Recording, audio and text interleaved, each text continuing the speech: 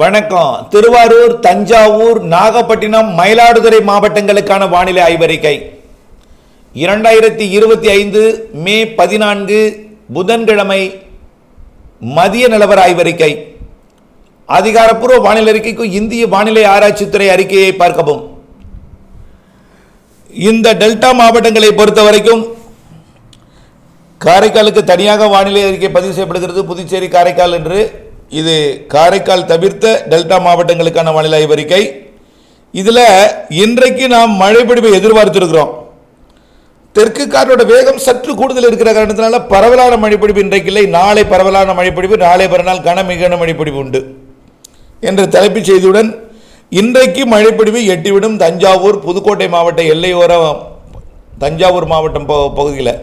அதனைத் தொடர்ந்து அப்படியே அது தெற்கு ஓரம் கூட இன்றைக்கு ஒதுக்க வாய்ப்பு இருக்கிறது. வடக்கு ஓரம் கண்டிப்பாக மயிலாடுதுறை மாவட்டம் மற்றும் திருவாரூர் வடக்கு, நாகப்பட்டினம் மாவட்டம் வடக்கு பகுதி மற்றும் அப்படியே தஞ்சாவூர் மாவட்டத்தில் பரவலாக மழை வாய்ப்பு தெரிகிறது.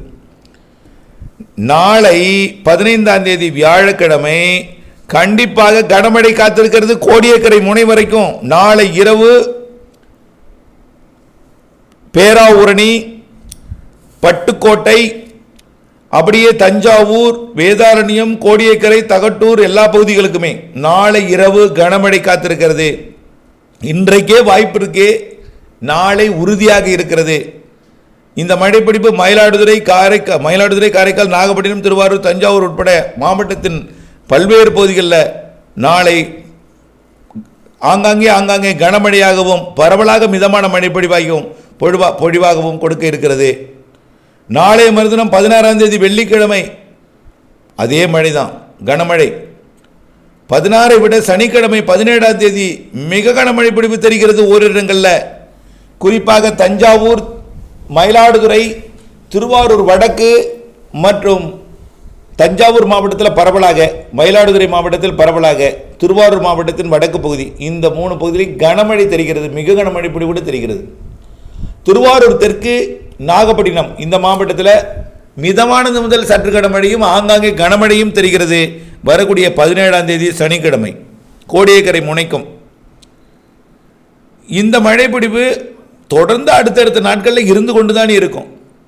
நேற்றைய அறிக்கையில் கூட கோடியக்கரை முனைக்கு கொஞ்சம் காற்று பகுதியாக இருக்கிற காரணத்தினால கொஞ்சம் மழையோட தீவிரம் குறைவாக இருக்குமோ என்ற சந்தேகம் இருந்தது.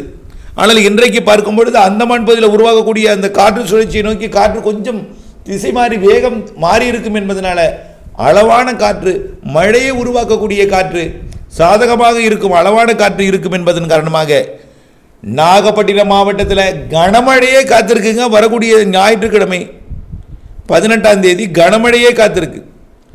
நாகப்பட்டினம், மயிலாடுதுறை, காரைக்கால் மற்றும் திருவாரூர் மாவட்டத்திற்கும் தஞ்சாவூர் மாவட்டத்திற்கும் கனமழையே காத்திருக்கு. இடி மின்னலுடன் கூடிய கனமழை. இப்படி மழை பிடிவிற்கு முடிவில்லை. இரவு வந்துவிட்டால் மழை என்று சொல்லும் அளவிற்கு, மாலை வந்துவிட்டால் மழை என்று சொல்லும் அளவிற்கு முன்னேறிவிடும். மாலையே வந்துவிடும் மழை. மாலை, முன்னிரவு, நள்ளிரவு, அதிகாலை எந்த நேரத்தில் வேணாலும் வரக்கூடிய நாட்களில் பொழியலாம். தென்மேற்கு பருவமழை தொடங்கும் வரைக்கும் மழை இருக்கும். ஏதேனும் சில மணி நேரங்கள் அது மாலை அமையும், சில நாள் முன்னிரவு அமையும், சில நாள் நள்ளிரவு அமையும், பல நாள் அதிகாலையில் அமையும். நள்ளிரவு அதிகாலையில் பெரும்பாலான நாட்கள் மழை இருக்கும். குளிரப்போகிறது டெல்டா. நல்ல மழை காத்திருக்கிறது. அறுவடை உள்ளிட்ட பணிகளை விரைந்து முடித்திடுக.